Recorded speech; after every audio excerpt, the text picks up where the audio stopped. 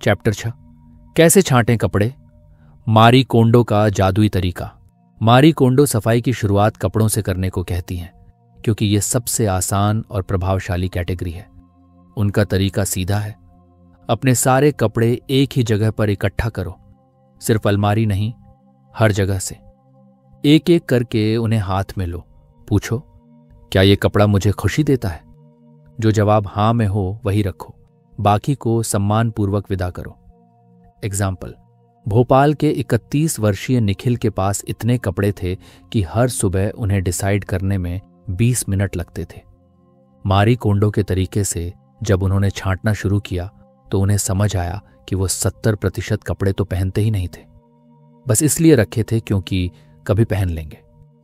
जब उन्होंने सिर्फ उन्हीं कपड़ों को रखा जो उन्हें पसंद थे, उनकी मॉर्निंग रूटीन आदि हो गई और एनर्जी दोगुनी।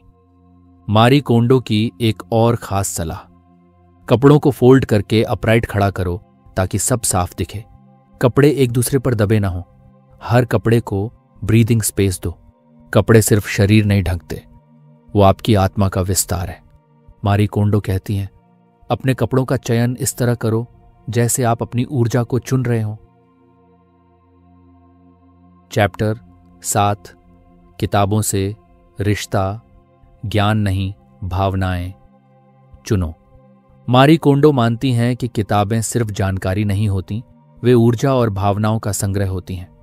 जो किताब आपको अब भी स्पार्क करती है वही आपके जीवन में जगह पाने की हकदार है। एग्जाम्पल, दिल्ली के 39 वर्षीय रोहित के पास 400 से ज्यादा किताबें थीं। कॉलेज की, कोचिंग की, उपन्यास और बहुत सी अधूरी पड़ी किताबें। मारी कोंडो की सलाह पर उन्होंने एक एक किताब को हाथ में लिया और अपने मन से पूछा, क्या यह किताब अब भी मुझे आगे बढ़ा रही है? उन्होंने पाया कि ज्यादातर किताबें गिल्ट पैदा कर रही थीं।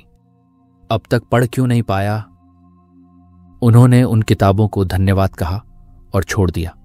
मारी कोंडो की सलाह, जिन किताबों को आपने एक बार पढ़ा और अब दोबारा नहीं पढ़ने वाले, छोड़ दीजिए। अधूरी किताबें जिन्हें आप कभी पढ़ेंगे वो आपके मन में गिल्ट की भावना डालती हैं। किताबें रखो, लेकिन उन्हीं को जो आज के आपके लिए मायने रखती हैं, क्योंकि किताबें भी तभी मदद करती हैं जब उनका समय सही हो। चैप्टर 8 कागज, वो बोझ जो नजर नहीं आता। मारी कोंडो कागजों को लेकर बहुत स्पष्ट है। 99% कागज बेकार होते हैं। जितना जल्दी आप इसे स्वीकार करेंगे उतना बेहतर। हम अपने घरों में, दराजों और फाइलों में ढेरों पर्चियां, रसीदें, बैंक स्टेटमेंट, पुराने फॉर्म्स, वारंटीज, सब कुछ जमा करते रहते हैं। एग्जाम्पल, नोएडा की 34 वर्षीय उर्वशी जब अपना ड्रॉअर साफ कर रही थी तो उन्हें पिछले 12 साल के बिजली के बिल, एक्सपायर्ड ATM स्लिप्स और बच्चों की पुरानी ड्राइंग्स मिली। मारी कोंडो की सलाह पर उन्होंने सिर्फ 3 तरह के कागज रखे। 1, वर्तमान में उपयोग में, जैसे इंश्योरेंस, चालू, EMI, दस्तावेज। 2, शॉर्ट टर्म यूज, जैसे स्कूल के फॉर्म, मेडिकल रिपोर्ट्स। 3, फॉरएवर, जैसे घर के ओरिजिनल डॉक्यूमेंट्स। बाकी सबको रिसाइकल कर दिया। मारी कोंडो मानती हैं, कागजों को आप कितना भी नीटली रखें वो आपके दिमाग को क्लटर करते हैं, इसलिए उनसे जितनी जल्दी मुक्ति मिले उतना अच्छा। चैप्टर 9 छोटी चीजें, बड़ा बोझ जब हर कोना भर जाता है। मारी कोंडो इसे कहते हैं कोमोनो, यानी मिसलेनियस सामान।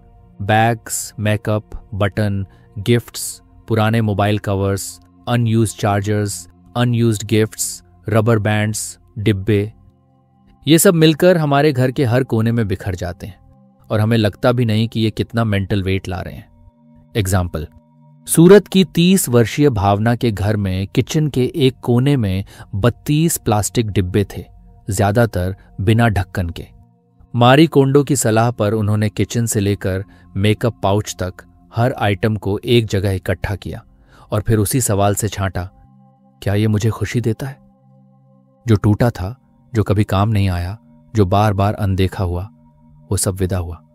मारी कोंडो कहती हैं, छोटी चीजों का जमा होना सबसे बड़ा केओस बनाता है। इन्हें कैटेगरीज में बांटकर छांटो। एक ही बार में और पूरी तरह से। आपके घर में जो कुछ भी है वो या तो आपका साथ दे रहा है या आपकी ऊर्जा ले रहा है।